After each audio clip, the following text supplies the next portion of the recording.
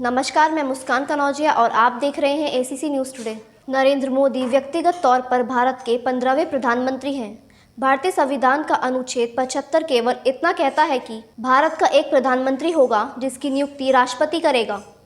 प्रधानमंत्री मंत्रिपरिषद का नेता होता है। राष्ट्रपति केवल नाम मात्र का शासन होता है, जबकि प्रमुख कार्यकारी शक्तियाँ प्रधानमंत्री में निहित होती हैं। भारत में राष्ट्रपति राष्ट्र का प्रमुख होता है, जबकि प्रधानमंत्री सरकार का प्रमुख होता है। अर्थात भारत के संविधान में प्रधानमंत्री के पद को वास्तविक शक्ति प्राप्त होती है, जबकि राष्ट्रपति केवल नाम मात्र का शासन करता है।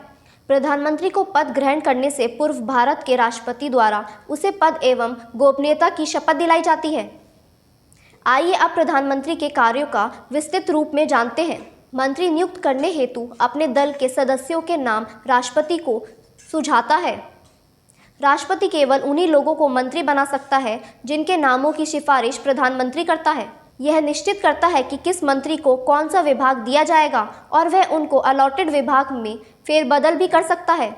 वह मंत्रिपरिषद की बैठक की अध्यक्षता भी करता है और अपनी मर्जी के हिसाब से निर्णय बदल भी सकता है। किसी मंत्री को त्यागपत्र देने या उसे बर्खास्त करने की सलाह राष्ट्रपति को दे सकता है। वह सभी मंत्रियों को गतिविधियों का नियंत्रित और निर्देशित भी करता है।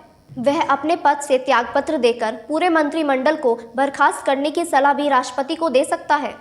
अर्थात वह राष्ट्रपति को लोकसभा भंग करिए सिरे से चुनाव करवाने की सलाह भी दे सकता है। यदि प्रधानमंत्री अपने पद से त्यागपत्र दे देता है या उसकी मृत्यु हो जाती है तो अन्य मंत्री कोई कार्य नहीं कर सकते हैं। अर्थात प्रधानमंत्री की मृत्यु के साथ ही मंत्रिपरिषद स्वयं विकती हो जाती है। प्रधानमंत्री द्वारा राष्ट्रपति को निम्नलिखित अधिकारियों की नियुक्ति के संबंध में राय देना भी अधिकार है।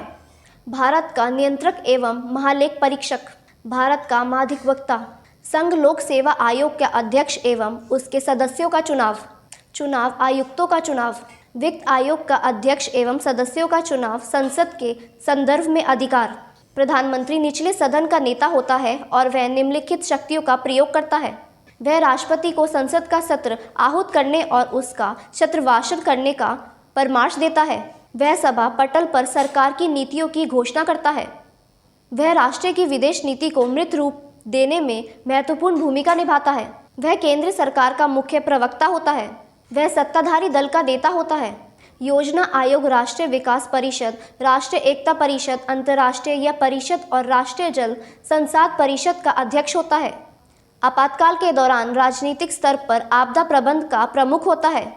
वह सेनाओं का राजनीतिक प्रमुख होता है। राष्ट्रपति और प्रधानमंत्री के बीच संबंध निम्नलिखित 2 अनुच्छेदों में दिए गए हैं। अनुच्छेद 74, राष्ट्रपति को सहायता एवं सलाह देने के लिए एक मंत्रिपरिषद होगी जिसका प्रमुख प्रधानमंत्री होगा। राष्ट्रपति प्रधानमंत्री की सलाह के अनुसार कार्य करेगा। हालांकि राष्ट्रपति मंत्रिपरिषद से उसकी सलाह पर अनुवांशित करने के लिए कर सकता है और राष्ट्रपति इस पुनर्निर्वाचित के बाद दी गई सलाह पर कार्य करने के लिए बाध्य होगा। अनुच्छेद 75, प्रधानमंत्री की नियुक्ति राष्ट्रपति करेगा। प्रधानमंत्री की ही सलाह पर वह अन्य मंत्रियों की भी नियुक्ति करेगा। मंत्री राष्ट्रपति के प्रसाद पर्यटन अपने पद पर बने रह सकते हैं। मंत्रिपरिषद लोकसभा के प्रति सामूहिक रूप से उत्तरदायी होगी। प्रधानमंत्री के कर्तव्य, मंत्रिपरिषद के सभी कार्यों की रिपोर्ट राष्ट्रपति को सौंपना। देश में आपातकाल या कोई अन्य मामला जैसे विदेश नीति के संबंध में राष्ट्रपति को पूरी जानकारी देना। संघ के कार्यकल्प एवं प्रशासन संबंधी मंत्रिपरिषद के सभी विनिश्चय पर राष्ट्रपति को सूचित करें। प्रधानमंत्री के कार्यों पर टिप्पणी करते हुए डॉक्टर अंबेडकर ने कहा कि यदि हमारे संविधान के अंतर्गत किसी कार्यकारी की यदि अमेरिका के राष्ट्रपति से तुलना की जाए तो वह भारत का प्रधानमंत्री होना, न कि राष्ट्रपति। इस प्रकार ये कहा जाता है कि भारत की सदस्य व्यवस्था में राष्ट्रपति केवल नाम मात्र का कार्यकारी प्रमुख होता है तथा वास्तविक कार्यकारी शक्तियाँ प्रधानमंत्री में निहित होती हैं।